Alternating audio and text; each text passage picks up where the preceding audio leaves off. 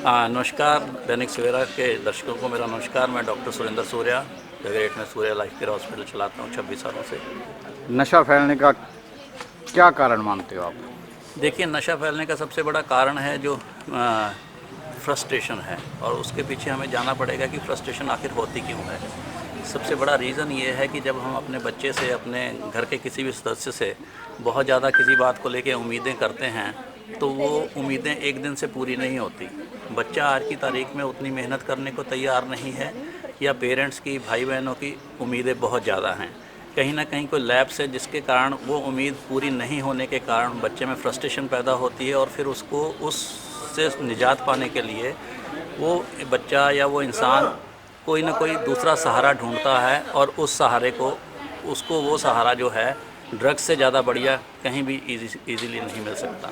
तो इससे कैसे रोका जा सकता है डॉक्टर साहब? इसी तरह से रोका जा सकता है कि हम अपने बच्चे से उम्मीद तो करें, लेकिन साथ ही साथ उसको प्रोत्साहन दें कि जो भी वो काम करना चाहता है वो काम जो है वो मेहनत से पूरा होगा, एक दिन से पूरा नहीं होगा। जीवन में कहीं भी कोई भी शॉर्टकट नहीं होता।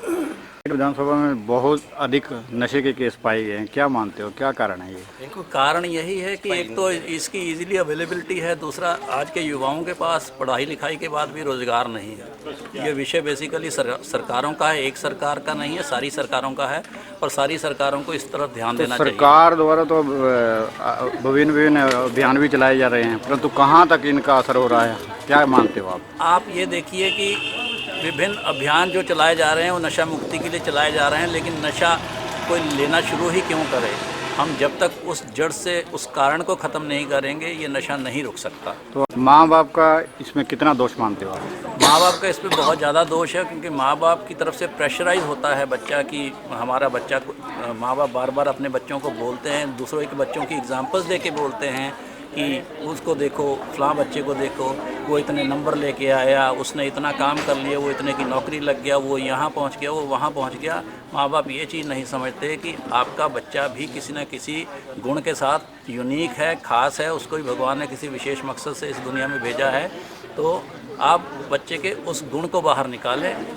डॉक्टर होने के नाते आप ऐसे माता पिता को क्या संदेश दोगे कि बच्चे को ऐसा बोझ डालना चाहिए या नहीं डालना? मैं डॉक्टर हूँ, मैंने बहुत सारे पेशेंट्स को डील किया है, बहुत सारे लोगों को मोटिवेट भी करता हूँ, काउंसलिंग भी करता हूँ। तो मेरा यही है कि बच्चे के ऊपर बेवजह स्ट्रेस ना डालें, उसको एक फ्री फ्लो में चलने दें, उसकी गाइडेंस के लिए हम ध्यान रखें कि वो गलत दिशा में जाए ना, लेकिन साथ ही साथ उसको ये चीज़ भी समझाते रहें कि भी आपका जो है लाइफ में शॉर्टकट कोई नहीं है।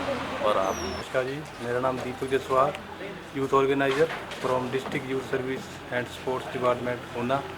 आज जो हमारा प्रोग्राम था वो OSY out of the school youth 2022 के अंतर्गत हमने एक प्रोग्राम का आज आयोजन किया है, जो कि शहीद भगत सिंह क्लब द्वारा किया गया। इसका मुख्य उद्देश्य हमारा ये था कि युवाओं के अंदर जो है वो हमने मैसेज पहुंचाना होता है कि नशा के ऊपर, कि नशे से दूर कैसे रहा जाए और अपने हेल्थ को कैसे ठीक रखा जाए, और जो भी गतिविधियां होती हैं वो युवाओं के लिए कौन कौन सी फ़ायदेमंद है वो बताना, और इसमें कैसे स्टार्टअप लेना है यूथ ने, क्योंकि आजकल जो है वो जॉब हर किसी के लिए तो अवेलेबल होती नहीं है।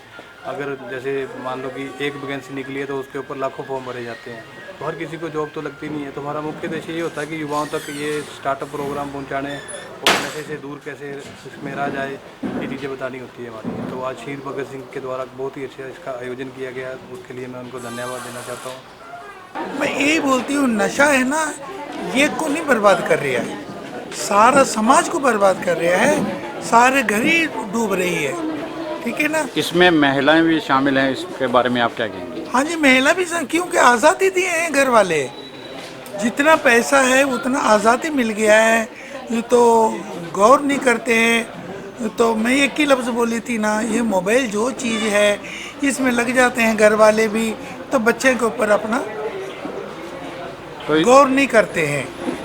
नशे से कैसे बचा जा सकता है?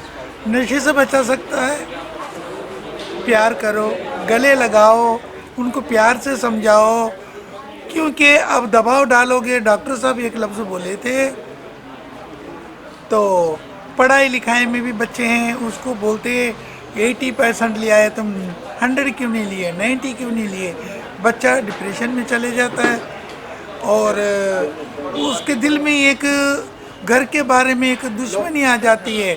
वो ये नहीं सोचता है ये मेरा माँ है, ये मेरा बाप है, उसको दुश्मनी नज़र आते हैं। जो थर्ड पर्सन होता है, जो नशा बेचता है, उनके हाथ में आ जाते हैं। वो आके क्या करते हैं, वो अपना लगता है, वो थोड़ा सा नशा देते हैं तो वो करने के बाद वो कहता मैं शहनशाह हूँ, मैं मालिक हूँ करके ऐसे नशे के दलदल में वो फंस जाता है। तो इसलिए बोलती हूँ बच्चे के ऊपर है, ज़बरदस्ती जोर ज़बरदस्ती ना करो, बच्चों को प्यार से समझाओ, बच्चों को अपने गले लगाओ, बच्चों को तरीके से समझाओ। हाँ जी, ये फिर बार बार यही बोलती हूँ, नशा एक नहीं खराब होता बर्बाद, सारा समाज बर्बाद होता है। सारा समाज के लिए ये कलंक है ये नशा को छुड़ाना चाहिए। ऊपर से और एक बात बता रही हूँ कि नशा के अंदर फलाना ये वो खुला है, ये सब फेंक है, ये पैसा कमाने का है। उधर वो बच्चे के साथ और टॉर्चर होता है, और मारते कुटते हैं, और डिप्रेशन में चले जाते हैं वो। फिर उधर से छुट के घर आएंगे, फिर नशे में फिर लग जाते हैं। घर का हर एक एक चीज़ बिक जाता है, और तो दुर्घटना भी करते हैं, और तो और बड़ा कुछ और डकैती भी डालते हैं ये नशे के पीछे। प्लीज़ ये नशे से दूर रहो। ये नशा अच्छा नहीं है। नशा खाने में भी है, रोटी खाओ उसमें भी नशा है, ठीक है। कमाओ, अपने पैर में खड़े हो, तो आप ये ना सोचो एक दिन में मैं करोड़पति बन जाऊँगा, तुम तो कंगाल बन जाओगे। बस यही उपदेश है। जय माता दी, जय भारत।